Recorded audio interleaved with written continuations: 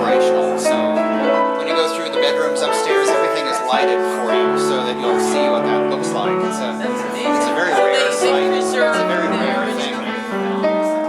So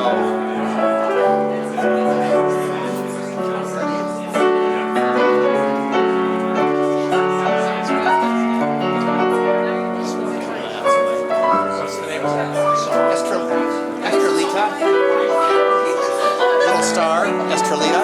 Oh my goodness, I'm just like totally stunned. I ended up standing in the hallway for like 10 minutes just looking at the wallpaper. I've installed all the Victorian wallpapers throughout the house that you see, wood grained all the woodwork. I've loved doing the wallpapers because they're real rewarding to watch the patterns all bring that rooms back to life. I've put a new roof on, I painted the outside of the house twice since I've owned it, but I painted it the last time myself, did the work myself.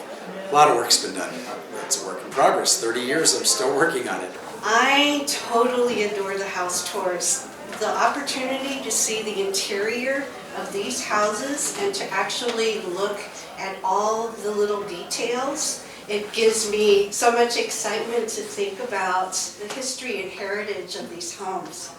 Being able to see snippets of other people's interiors when they've painstakingly restored the houses. It's spectacular. It was really, really fun. It takes you back. I'm working here at the church, which is quite magnificent. It's like they don't make churches like this anymore. It's quite beautiful. The house tour is seeing all these wonderful, beautiful houses and how people have taken such good care of them and restoring them.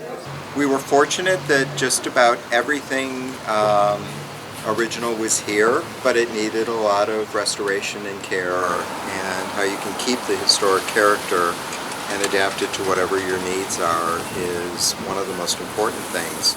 It's always a work in progress, and every time we put something back, the house feels, you can almost feel it breathe, a sigh of relief. I always wonder what it looked like inside, and it's amazing. You just can't walk into a store and buy all the things that would go in a house like that. This is a museum. This is a living museum. I worked on it for 9 months before it was habitable as a house. So there was a lot of cosmetic damage to the place. Ceilings were down, wash lines were strung down hallways. It was pretty messy. By that point, I knew I wanted to put it back into 1886, so that's basically what I did.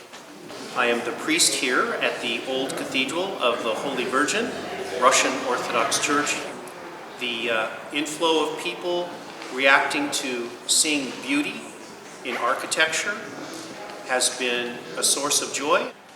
This cathedral is the very interesting contrast between a Western exterior and an Eastern Christian interior.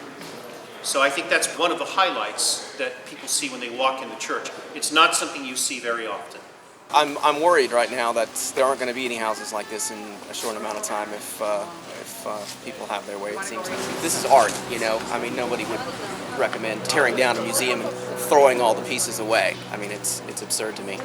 This is something that is truly unique, and we're really lucky to have the history of these places. We're lucky to have the Victorian Alliance supporting these places. Well, working with the people at the Alliance is a singular pleasure from beginning to end.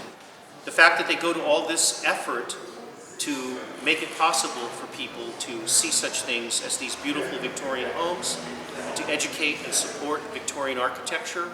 I always want to support the Alliance. I've been a member since about 1974. I'd actually like to say also that we want to welcome the next generation of San Franciscans to really understand historic homes and to embrace them as much as a lot of other San Franciscans have done so.